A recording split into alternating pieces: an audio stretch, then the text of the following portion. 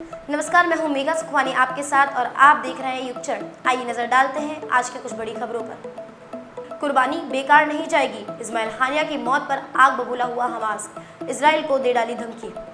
बुधवार को हमास ने बयान जारी कर कहा कि तेहरान स्थित हानिया के आवास पर इजराइल ने हमला किया और इस हमले में वह मारे गए। इस हमले की अभी तक किसी ने कोई जिम्मेदारी नहीं ली है। इजराइल के हेरिटेज मंत्री अमीचा एलियाहू ने कहा, दुनिया से गंदगी साफ करने का यह तरीका सही है। अब कोई काल्पनिक शांति सरेंडर समझौता नहीं। वो बोले, हानिया की मौत से दुनिया कुछ बेहतर ही हुई है। हमास के मुताबिक हानिया ईरान के नए राष्ट्रपति मसूद पेजेश्कियान के पदभार ग्रहण करने के समारोह में शामिल होने के लिए तेहरान आए थे। हानिया कतर में रहते थे। हानिया के विदेश मंत्रालय की ओर से बयान जारी कर कहा, हानिया का बलिदान बेकार नहीं जाएगा। ईरान के इस्लामिक रिवॉल्यूशनरी गार्ड कोर यानी IRGC के मुताबिक हानिया के साथ उनका एक सुरक्षा कर्मी भी मारा गया है। IRGC ने कहा कि इस घटना का कारण तुरंत पता नहीं लग पा रहा है, लेकिन जांच की जा रही है। अक्टूबर 2023 में हमास ने इजराइल पर हमला किया था। इस हमले में इजराइल के करीब 1200 लोग मारे गए थे। जवाब में इजराइल ने गाजा पर सैन्य कार्रवाई शुरू की थी और वो अब तक जारी है।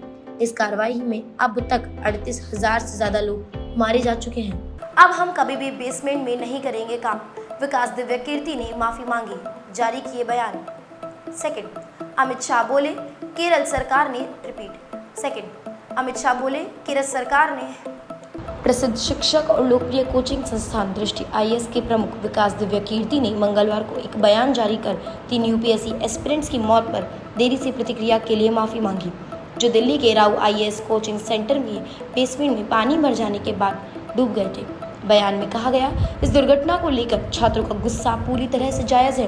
ये गुस्सा कोचिंग संस्थानों के लिए सरकारी नीति दिशा निर्देशों की वकालत करने की दिशा में निर्देशित किया जाए तो ही फायदेमंद होगा। हम इस संबंध में सरकार के साथ सक्रिय रूप से सहयोग करने के लिए तैयार हैं। लखनऊ में मूसलाधार बारिश, यूपी विधानसभा में पानी भरा, नगर निगम सहित कई कार्यालयों में भी जलभराव। जानकारी के मुताबिक लैंडस्लाइड के बाद मुंडकई और चुरलमाला इलाकों में 180 से अधिक लोग लापता हैं और 300 से ज्यादा मकान पूरी तरह से क्षतिग्रस्त हो गए हैं। लैंडस्लाइड की घटनाएं मंगलवार को 2 बजे से 4 बजे के बीच हुई, जिससे अपने घर में सो रहे लोगों को बचने का मौका ही नहीं मिला। वायनाड लैंडस्लाइड को लेकर राज्यसभा में अमित शाह ने बताया कि विपक्ष ने कहा कि आपदा में पैसे रिलीज करने का अधिकार राज्य के पास नहीं है। ये गलत है। मैं स्पष्ट करना चाहता हूँ कि SDRF में 10% राशि कोई भी राज्य अपने हिसाब से इशू कर सकता है। वहीं 100% राशि के लिए भारत सरकार से किसी भी परमिशन की आवश्यकता नहीं है। केवल भारत सरकार की गाइडलाइन को फॉलो करना है। आपको बता दें कि चुरलमाला में खोज और बचाव अभियान जारी है। फिलहाल भारतीय सेना, DSC केंद्र, प्रादेशिक सेना, NDRF और भारतीय नौसेना के 1200 कर्मचारी वहां पे तैनात हैं। मरने वालों की संख्या 158 हो चुकी है। 7 दिन पहले ही दे दी थी वार्निंग, केरल हादसे पर अमित शाह ने विपक्ष को खूब सुनाया। यूपी में तेज और उमस भरी गर्मी के बीच लखनऊ व आसपास के इलाकों में हुई जोरदार बारिश से मौसम बदल गया। बुधवार को करीब 1 बजे घना अंधेरा छा गया और जमकर बारिश हुई।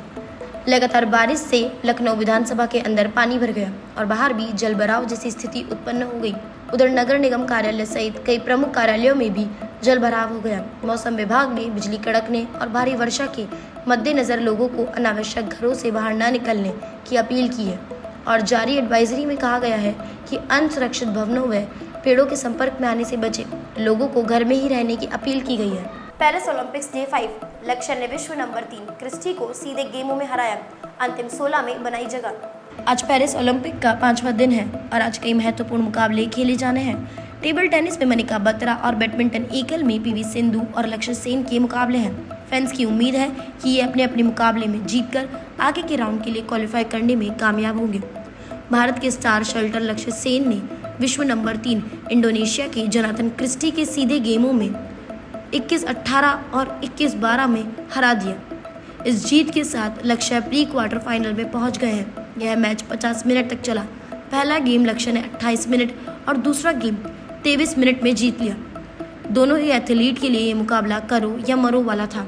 हारने वाले खिलाड़ी का सफर पेरिस ओलंपिक के लिए खत्म हो जाता। ऐसे में लक्ष्य ने क्रिस्टी को हराकर उसका सफर पेरिस ओलंपिक में खत्म कर दिया।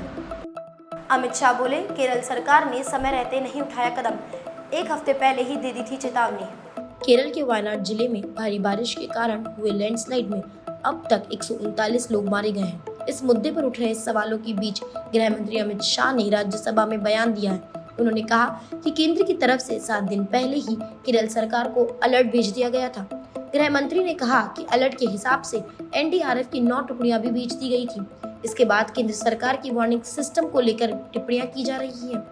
राज्यसभा में एनसीपी नेता प्रफुल्ल पटेल के बोलने के बाद जवाब देने के लिए खड़े हुए केंद्रीय गृह मंत्री ने कहा कि इस पर विस्तृत बयान तो गृह राज्य मंत्री नित्यानंद राय ही देंगे, लेकिन चूंकि इस मामले पर सवाल खड़े हो रहे हैं, राजनीतिक टिप्पणियां हो रही हैं, ऐसे में मैं साफ कर देना चाहता हूं कि केंद्र सरकार की तरफ से केरल को लैंडस्लाइड के 7 दिन पहले ही वार्निंग भेज दी गई थी।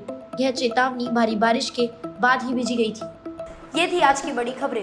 यूं ही बनी रहिए युगचरण के साथ। नमस्कार।